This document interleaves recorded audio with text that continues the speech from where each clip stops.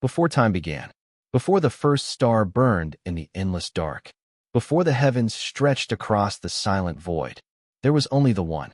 No beginning, no end, only the infinite presence of Allah, the eternal, the creator of all that would ever be. Silence ruled existence, not the silence of emptiness, but the silence of perfect power waiting to be revealed.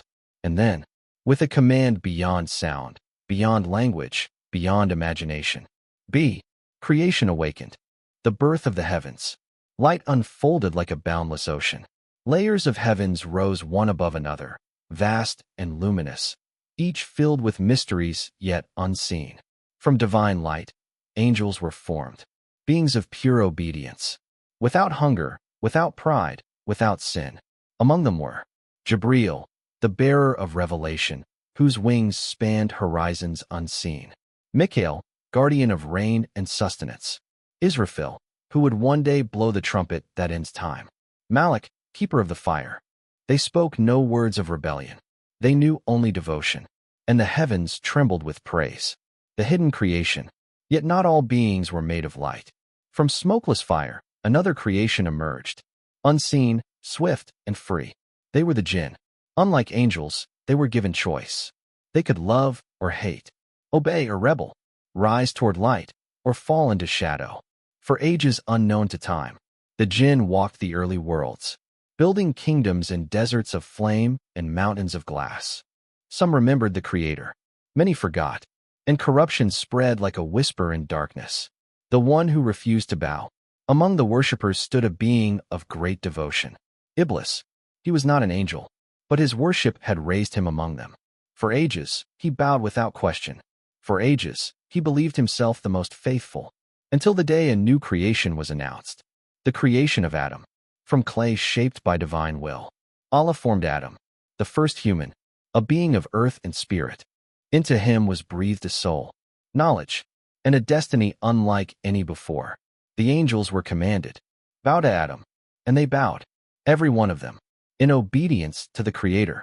All except one, the first pride. Iblis stood still. Fire burned within him, not the fire of creation, but the fire of pride. I am better than him, he said. You created me from fire and him from clay. In that moment, the first arrogance was born, the first rebellion, the first fall, and the heavens, once filled only with praise, felt the shadow of defiance. The beginning of the war. Iblis was cast down, not destroyed, but given time. Time to whisper, time to tempt, time to test the children of Adam. And thus began a struggle that would last until the final day, the struggle between guidance and misguidance, light and darkness, faith and despair, a struggle written into the destiny of humankind. And far below the silent heavens, Adam opened his eyes for the very first time. The story of humanity had begun, the garden and the fall. When Adam opened his eyes, the universe was still young. He saw neither war nor sorrow, neither hunger nor fear, only peace that flowed like gentle light through endless space. For Adam was not created for chaos, but for purpose, and the first gift given to him was knowledge, the secret of names. Allah taught Adam the names of all things, the language of creation itself, mountains, rivers, winds, stars yet unborn. Knowledge unlike any possessed by angels was placed within a being made of clay. And when the angels were asked to name what Adam knew, they answered with humility, "Glory be to you. We know only what you have taught us." In that moment, the honor of humankind was revealed. Not strength, not fire, but understanding, a companion from the same soul. Yet even in paradise, Adam was alone. So from his own essence, Allah created Hawa, Eve, not beneath him, not above him, but beside him. Two souls, one origin, one destiny. Together they walked in the garden, a place beyond imagination, rivers that never dried, trees heavy with endless fruit, air filled with peace deeper than sleep, light without sun, night without darkness. And they were told, eat freely from wherever you wish, but do not approach this one tree. A single boundary, in an infinite paradise. The whisper begins, far from the garden's peace. Iblis watched. He had sworn, I will mislead them all, except the sincere among them. He could not force. He could not command. He could only whisper. So he came softly, like a thought that feels like your own. He promised what humans had never known: eternity, power, a kingdom that never fades. Your Lord forbade this tree, he said, only so you would not become angels, or live forever. And the first doubt entered the human heart. The first choice. No thunder struck. No chains appeared. Only a quiet decision between trust and temptation. And Adam and Hawa reached for the fruit.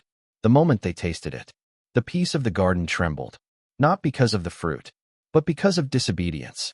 For the first time, they felt shame. For the first time, they felt fear. They covered themselves with leaves, as innocence slipped away like fading light. Mercy before punishment. But the story of humanity was never meant to be a story of despair. Adam did not hide in pride. Like Iblis, he turned back, and words of repentance were placed upon his tongue. Our Lord, we have wronged ourselves. If you do not forgive us and have mercy upon us, we will surely be among the lost. And the heavens, which had witnessed the first sin, now witnessed the first forgiveness. For Allah is not only just, but most merciful. Adam was forgiven, yet the garden was no longer his home. The descent to earth. Descend came the command, not as a curse alone, but as the beginning of destiny.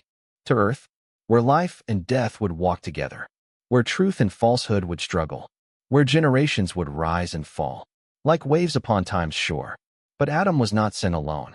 He was sent with guidance to return to the light, hope stronger than sin, a promise that darkness would never win forever. And Iblis too was given time, until a final day, already written beyond the stars. The first dawn of humanity, upon the silent earth, under a sky that had never known human breath. Adam and Hawa stood together. No palace, no garden, only wind, stone, and the long road of history ahead. Yet within them burned something even paradise could not contain: the choice to seek the Creator. And so began the story of prophets, of nations, of battles between truth and illusion, a story that would stretch from the first dawn of earth to the last breath of time. The first blood. The earth was no longer silent. Wind moved across empty plains. Rivers carved paths through stone. And beneath the wide sky of a new world, humanity began to grow. Adam and Hawa were no longer alone. Children were born, then more, and generations slowly spread across the land. With them came laughter, work, love, and something darker, quietly awakening inside the human heart. 2 sons, 2 paths. Among the children of Adam were 2 brothers, one gentle, patient, and sincere, the other restless, proud, and burning with envy. They lived under the same sky, breathed the same air, heard the same guidance from their father. Yet their hearts walked different roads. For this is the mystery of humankind. Truth can be seen by all, but only some choose to follow it. The offering. In those early days, people showed devotion through sacrifice, offering what they loved, to seek the pleasure of their Creator. The 2 brothers each brought a gift. The sincere one chose the best of what he had, given with a pure and humble heart. The other offered what cost him little, for his hands moved, but his heart did not. And from the heavens came a silent sign. One offering was accepted, the other was not. No voice thundered, no fire destroyed, only a truth that the soul could feel: the birth of envy. Acceptance should have inspired reflection. It should have awakened repentance. But inside the rejected brother, something far more dangerous grew. Envy, not anger at himself, but hatred toward the one who was accepted. And envy, once welcomed, never stays small. It whispers, "Why not you? Why him? Take what should be yours." The same whisper that once destroyed Iblis now echoed inside a human heart. The warning of the righteous. The sincere brother saw the darkness rising and spoke with calm truth. Allah only accepts from the righteous. If you raise your hand to kill me, I will not raise mine to kill you. I fear Allah, Lord of all worlds. No threat, no pride, only peace. For true strength is not in striking, but in restraint. Yet words of light cannot enter a heart sealed by jealousy. The first murder. The earth held its breath. No human had ever killed another. No blood of man had ever touched the soil. But rage is a fire that blinds the soul. And in a moment, that would echo through all history. The brother struck. Silence followed. The wind still moved. The sky still stood. But something in the world had changed forever. The first blood of humanity darkened the earth. The weight of the deed. Victory did not come. No peace. No relief. Only a crushing emptiness, heavier than mountains. For sin promises power, but delivers regret. He looked upon the body of his brother and did not know what to do. How do you hide what cannot be undone? How do you escape your own soul? The lesson of the crow. Then Allah sent a crow, scratching the ground, to bury another dead bird. A simple creature, yet carrying a sign. And the killer understood. With trembling hands, he buried the body of his brother. The first grave in the history of the world. And shame fell upon him. Like endless night, a shadow over humanity. From that single act, a truth was written into time. Whoever kills an innocent soul, it is as if he has killed all humanity.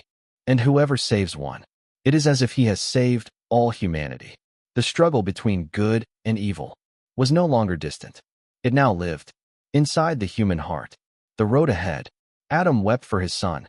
The earth carried its first sorrow, and generations yet unborn would inherit a world where light and darkness walked together. But the Creator did not abandon mankind. Prophets would come, guidance would return, mercy would rise again and again against the tides of sin. For the story of humanity was never meant to end in blood, but in returning to the light. And far beyond the years to come, another great trial was already being prepared. A flood that would cleanse the earth itself. The ark and the great flood. Generations passed like drifting sand. The children of Adam spread across valleys and mountains, building homes, raising families, shaping the first tribes of earth. Languages were born. Songs were sung. Fire lit the darkness of night. But slowly, quietly, something was forgotten. Not the sky, not the earth, but the one who created them. The rise of idols. At first, the people remembered righteousness. They honored the good among them, the wise, the kind, the faithful. When those righteous ones died, their people carved images to remember them, not to worship, only to keep their memory alive. But time changes intentions. Children grew who never knew the truth. They saw the statues and believed they held power. Whispers returned, the same ancient whisper of Iblis. These will bring you closer to the divine. And so the first idols were worshipped. Stone replaced faith. Silence replaced prayer. Darkness did not fall in a single night. It crept in, one generation at a time. The chosen messenger. Yet the Creator never leaves humanity without guidance. From among the people, Allah chose a man of patience, truth, and unshakable faith. Nah, he was not a king, not wealthy, not feared, but his heart carried a light stronger than mountains. And he was given a mission that would last centuries, 950 years. Nuh called his people, by day and by night, in whispers and in open speech, with gentleness, with tears, with hope that never died. Worship Allah alone. You have no God but Him. Years passed, then decades, then centuries. Still they mocked him. They covered their ears. They laughed at his warnings. They said, "You are only a man like us." If this were true, our ancestors would have known. The powerful rejected him. The proud despised him. Only the humble listened. The poor, the weak, the forgotten. And the world grew heavier with disbelief. The prayer of the oppressed. After centuries of patience, when no hearts remained open, Nuh raised his hands to the sky, not in anger, not in revenge, but in sorrow deeper than oceans. "My Lord, they have denied me. Help me." And the heavens answered, not with words heard by ears, but with a decree that would change the face of the earth forever. "Build the ark." Allah commanded. "Build the ark under our watch." An ark in the middle of dry land, far from any sea, far from any river, wood rose against the sky, as Nuh worked with the believers beside him. And every time the disbelievers passed, they laughed louder than before. "Have you become a carpenter now? Where is the water, O Nuh?" But revelation does not depend on mockery. Truth does not fear laughter. The ark grew, plank by plank, like destiny taking shape in silence. The sky breaks open. Then came the day no one expected. The earth trembled. The sky darkened. Clouds gathered like mountains of shadow. And rain began to fall. Not gentle rain, but water without end. From the sky it poured. From the earth it burst. From every direction, the world filled with rising waves. The command was given. Board the ark and saw. Believers entered. Pairs of animals followed. Mercy gathered inside wood and faith, and the doors closed. A father's call. Among the drowning crowds stood the son of Na, separated not by distance, but by disbelief. Na called to him through the storm, "My son, come with us. Do not be with the disbelievers." But pride answers even at the edge of death, "I will climb a mountain that will save me." Na replied with a heart breaking, "There is no protection today, except from Allah's mercy." And a wave rose between them, higher than hope, stronger than denial. When it fell, the sun was gone. Even prophets taste sorrow. Even the faithful know loss. The silent world. Water covered the earth. Mountains disappeared beneath endless sea. Voices vanished. Cities faded into memory. Only the ark remained, floating across a world returned to silence. Days passed, then nights, then time itself felt lost, until at last, the command came again. "O earth, swallow your water. O sky, withhold." The flood receded. The ark came to rest upon a mountain of peace, and a new beginning breathed upon the world. The promise after the storm. Humanity would rise again from the survivors of the Arkansas, but the flood left behind a warning written into history. Power cannot save. Mountains cannot protect. Mockery cannot defeat truth. Only faith carries a soul through the storm and far in the generations to come. Another test would rise, not of water, but of fire. A man would stand alone before a tyrant king, and flames themselves would be commanded to become peace. The fire of Ibrahim. After the flood, the earth breathed again. New generations walked beneath open skies. Fields were planted. Cities rose from dust. Kings claimed power, and time moved forward, like an endless river. But once more, human hearts began to forget. A world of idols. Stone returned to thrones. Statues filled temples. Voices prayed to what could not hear, bowed to what could not move, hoped in what could not save. Among a people drowned in idols was born a child, destined to stand against the darkness. Ibrahim. He was not born a king, not raised in power, but inside him burned a question stronger than tradition.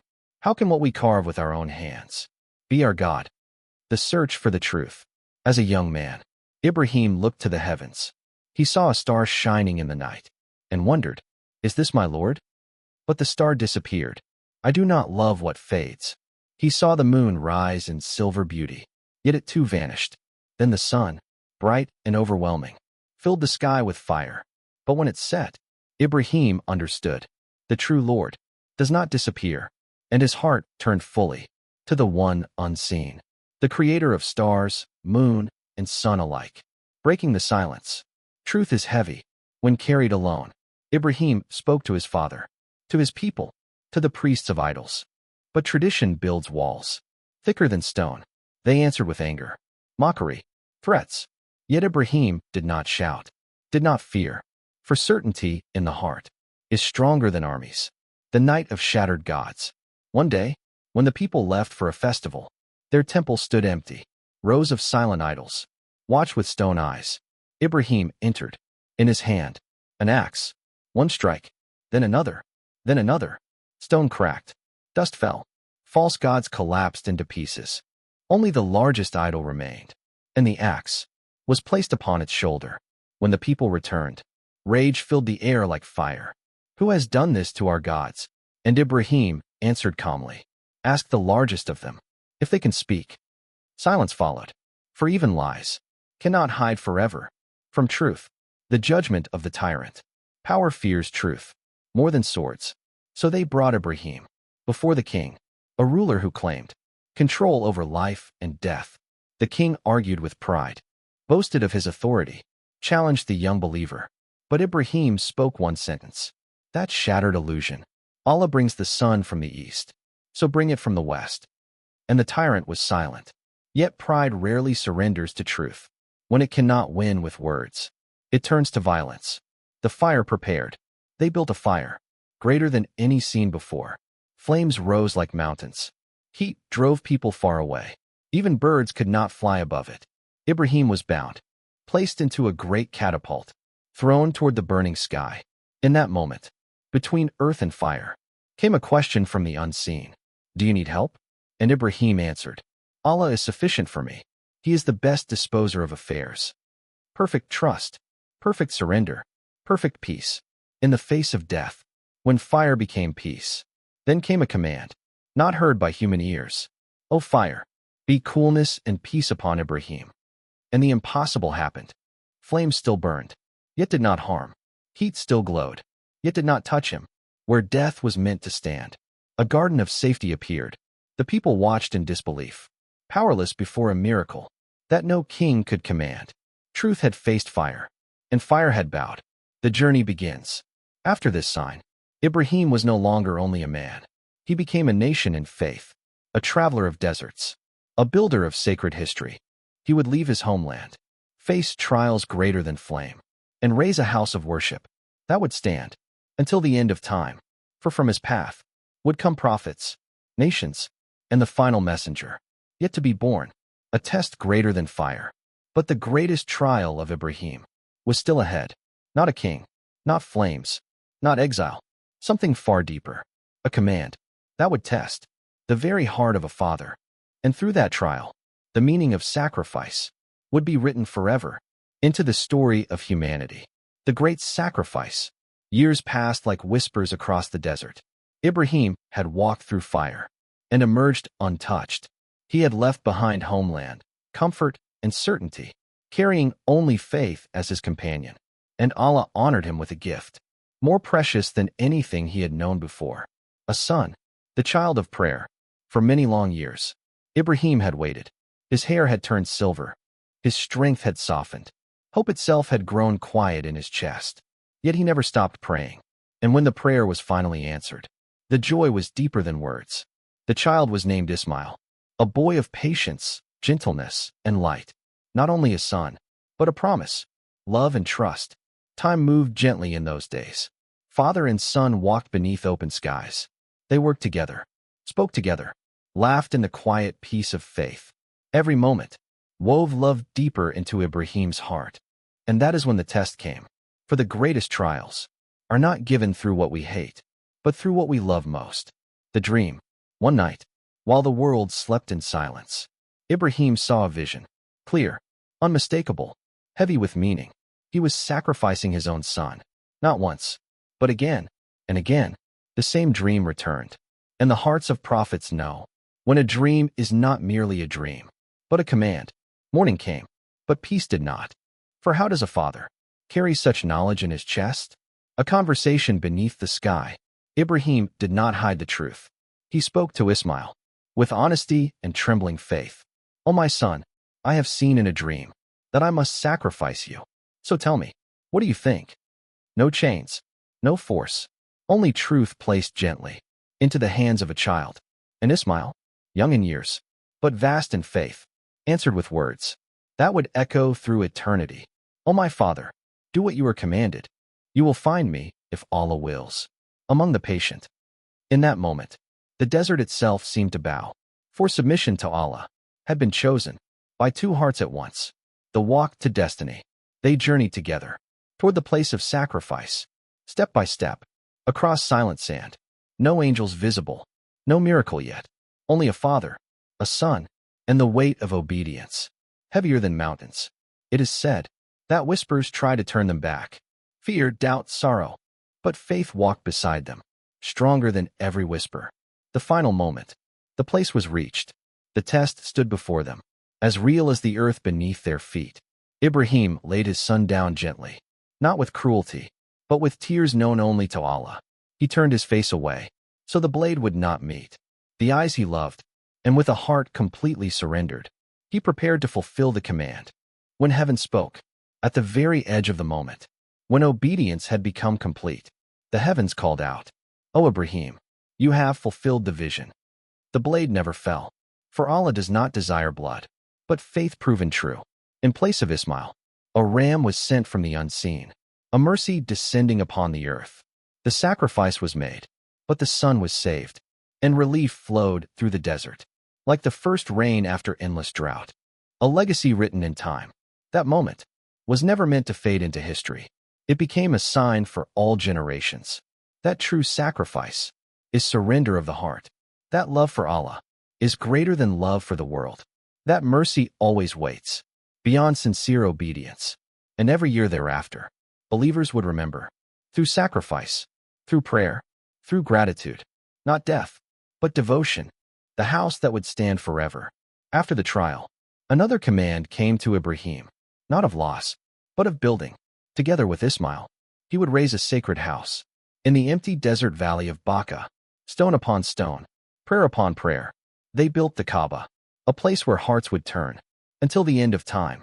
And Ibrahim prayed, Our Lord, send among them a messenger, who will recite your verses, teach them the book and wisdom, and purify them. A prayer carried by centuries, waiting for its final answer. The road toward the final messenger. From the family of Ibrahim would rise prophets like stars in the night, guiding lost nations, calling hearts back to the one. And far in the future, in the same desert where the Kaaba stood, a child would be born, whose message would reach every corner of the earth. But before that light could rise, darkness would grow once more, empires would rise, truth would be forgotten again, and humanity would wait, without knowing it was waiting. The age of prophets and kings. Centuries moved across the earth, like shadows beneath a setting sun. The prayer of Ibrahim still echoed in the unseen, carried through generations, waiting for the moment decreed beyond time. From his descendants, nations were born. Some remembered the covenant, many forgot. And so the story of humanity entered an age of prophets and kings, of guidance rising and fading, again and again. Voices sent to the lost. Whenever darkness grew heavy, Allah sent a messenger, not angels of light, but humans, who felt hunger, sorrow, and hope, so that people could never say, we could not follow someone like us. Among them were Musa, who stood before a tyrant, and split the sea by Allah's command. Dawood, whose voice softened iron, and whose justice filled a kingdom with peace. Suleiman, ruler of winds, jinn, and birds, yet humble before his Lord. Isa, born as a miracle, healing the sick and calling hearts back to mercy. Each came with the same truth. Worship Allah alone. Do not let the world deceive you. Yet the world so often chooses forgetfulness. The rise of power. Kings built empires of stone and gold. Armies marched across deserts and rivers. Palaces touched the sky. Power began to look eternal. But every empire is only a moment in the sight of the one beyond time. When justice ruled, nations flourished. When pride ruled, they crumbled into dust, their names carried only by wind. For history is not written by strength alone, but by obedience to truth. Scriptures and silence. Books of guidance were revealed, light placed into words, so humanity would never walk blindly. Some protected the message, some changed it, some forgot it entirely, and slowly, the clear path became divided into many roads of confusion. Still, the promise remained. The final message had not yet come. A world waiting without knowing. Across continents, signs appeared like distant stars. Oppression spread. The poor were ignored. Idols returned in new forms, not only of stone, but of power, wealth, and pride. Humanity was searching, but did not know what it was searching for. Like travelers in a desert at night, walking without a compass, yet hoping for dawn. And in the unseen, the time written long ago was drawing near. The land of the final beginning, far from empires and thrones, lay a desert valley, dry, quiet, seemingly forgotten. Yet there stood the Kaaba, built by Ibrahim and Ismail, still calling hearts, though many no longer understood why. Around it lived tribes, divided by pride and blood, worshipping idols placed inside the very house of one God. Darkness had reached the place once filled with pure prayer. And when darkness becomes deepest, dawn is closest. The child written in destiny. In that desert, in the city of Mecca, a child would soon be born, not to a palace, not to wealth, but to a life of loss, patience, and truth. His name would be Muhammad, the final messenger, the answer to Ibrahim's prayer, the mercy foretold across centuries. Through him, the scattered light of all prophets would become one complete message for all humanity until the end of time. But before revelation came, the world would witness the making of a soul, chosen to carry it, the silence before revelation. Years would pass in quiet preparation, a shepherd beneath open skies, a traitor known only for honesty, a man called Al-Amin, the trustworthy, no crown, no army, no sign, yet visible to the world. Because the greatest lights often rise from the deepest silence. And soon, in a cave above the sleeping city, the first word of the final message would descend from the heavens, a word that would change history forever. The first revelation. Night covered the desert of Mecca with a silence deeper than sleep. The stars watched from distant heavens, unchanged since the time of Ibrahim. The Kaaba still stood in the valley, surrounded not by truth, but by idols of stone and forgotten meaning. And among the people of the city walked a man unlike the rest. Muhammad, son of Abdullah, orphan young, tested early, known by all as Al-Amin, the trustworthy. He carried no crown, yet his character shone brighter than kings. But inside his heart grew a question the world could not answer. Why had humanity forgotten the one, the cave above the world? To escape the noise of the city, Muhammad climbed the mountain of Hira. There, inside a narrow cave of stone, he sought only silence, truth, and the Creator. Days passed in reflection, nights passed in prayer. The world below continued unchanged, unaware that history itself was holding its breath. For the time written before the stars were formed had finally arrived. The moment between heaven and earth. It came suddenly, not wind, not thunder, but a presence that filled the cave with awe beyond fear. An angel, greater than imagination, heavier than mountains in majesty, stood before him. It was Jibril, and the first command of the final revelation was spoken. Read. Muhammad, trembling, replied, I cannot read. Again the command came, again the answer, until the words of heaven flowed into the world for the first time. Read in the name of your Lord who created man from a clinging form. Read, and your Lord is most generous, who taught by the pen, taught man what he did not know. Light had returned to earth, the weight of revelation. The cave fell silent again, but nothing in existence was the same. Muhammad descended the mountain, his heart shaking with a burden greater than any carried before him. Revelation is not ease. It is responsibility. He returned home calling, cover me, cover me. And in the warmth of fear and love stood the first believer in history, Khadija. She did not doubt, did not question, did not hesitate.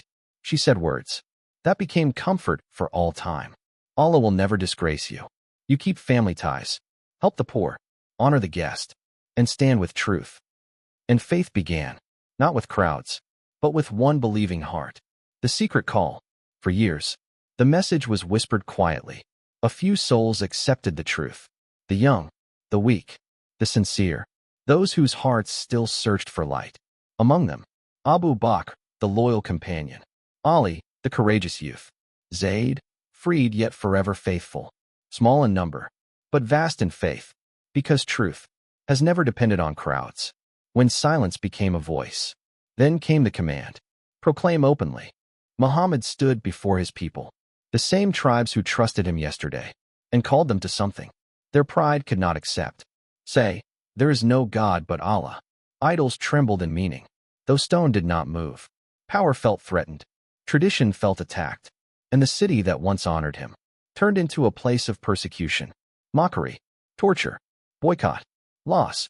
Yet the message did not fade, because revelation is stronger than pain. Light in the midst of darkness. Years of hardship followed. Some believers fled. Some were killed. Some endured suffering, known only to Allah. Even Muhammad tasted the deepest sorrow, losing Khadija, losing his protector Abu Talib, standing almost alone before the world. This became known as the year of sadness. And when the earth felt narrow with grief, the heavens opened in a way never seen before. The night journey beyond the stars. In a single night, Muhammad was carried from Mecca to Jerusalem, then beyond the heavens themselves, through realms of angels, past prophets of ages before, to a nearness known only to the chosen. There, the gift was given, not of wealth or power, but of prayer, a direct connection between humanity and the Creator, 5 times each day, until the end of time. And he returned before dawn, with certainty stronger than the universe. The dawn approaches. Oppression in Mecca grew unbearable, but destiny was already moving elsewhere. Far to the north, a city waited unknowingly, a city that would soon be called Medina. There, faith would become community, revelation would become law, and the final message would begin to change the world, because the story of light was entering its final chapter on Earth. And soon, the migration that reshaped history would begin. The migration and the rise of a nation. The night in Mecca had grown heavy. Persecution no longer came in whispers. It came with chains, hunger, and blood. Believers were hunted. Families were torn apart. Hope itself seemed surrounded. Yet in the unseen, destiny was already opening a new road. Because when the earth becomes too narrow for faith, Allah makes a path where none can be seen. The promise of a new home. North of Mecca lay a city once divided by war, a place of wounded tribes and restless hearts. It was called Yathrib, but its people had heard the message. Some had believed, and they made a promise beneath the night sky to protect the messenger, as they would protect their own families, to stand for truth, against the world if necessary. From that promise, history quietly turned. Yathrib would soon be known as Medina, the city of the Prophet. The journey of trust. The command finally came. Leave, not in victory, not with armies, but in secrecy and complete trust. Muhammad departed with only one companion, Abu Bakr, whose faith never wavered. Behind them, enemies searched with swords. Ahead of them, an unknown future.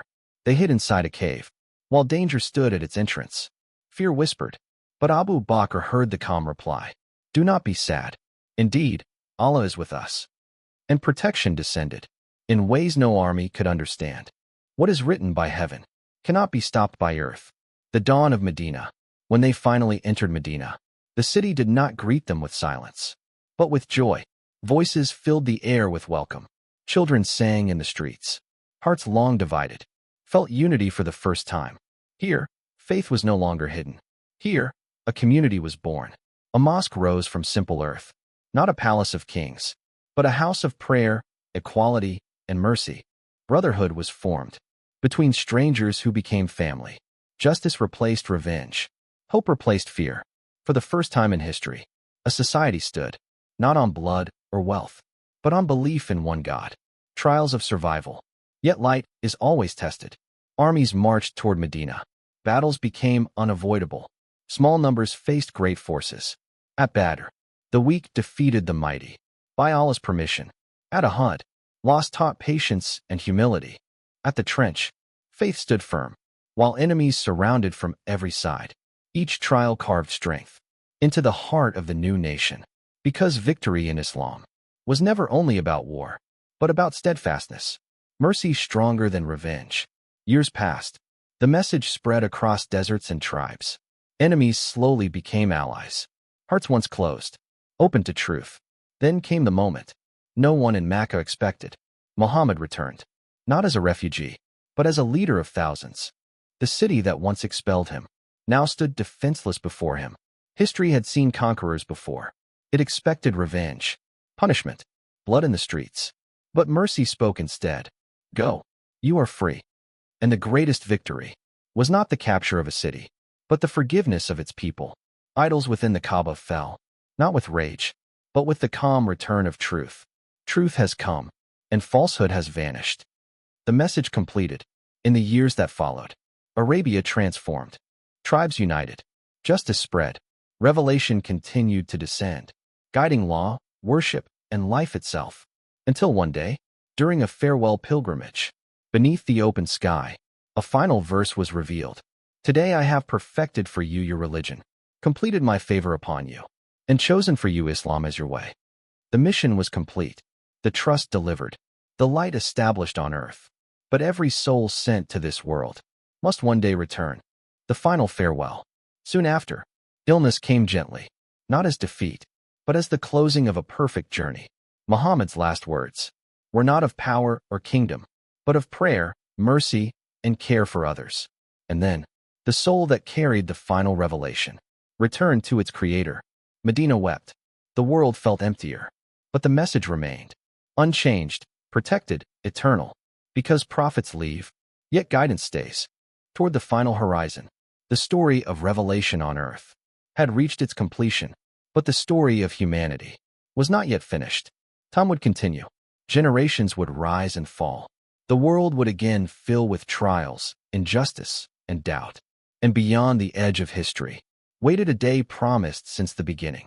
The last day, when graves would open, when truth would stand clear, when every soul would see what it had sent before, and the final chapter of existence would begin. The final light and the last day. Time did not stop. After the farewell of the messenger, generations rose like waves upon the shore, each believing their moment was lasting, each forgetting how quickly moments fade. Empires expanded, then fell into dust. Cities shone, then disappeared beneath sand and silence. And the earth continued to turn, carrying humanity closer, step by unseen step, toward a day promised. Since the beginning of creation, the world before the end, near the end of time, the world would feel both familiar and strange. Knowledge would spread across the horizons, yet wisdom would grow scarce. Voices would grow louder, yet truth would become harder to hear. Hearts would chase wealth without satisfaction, power without justice, desire without peace. Some would remember Allah, many would forget. Darkness would not fall in a single night, but slowly, like a sunset no one notices, until the stars of warning appear. Signs on the horizon. Before the final day, signs would unfold across the earth. Confusion in place of clarity, conflict in place of mercy, falsehood dressed as truth, truth treated as strange. Great trials would shake humanity, testing faith, patience, and sincerity, until the world itself would feel heavy with waiting. For history was never endless.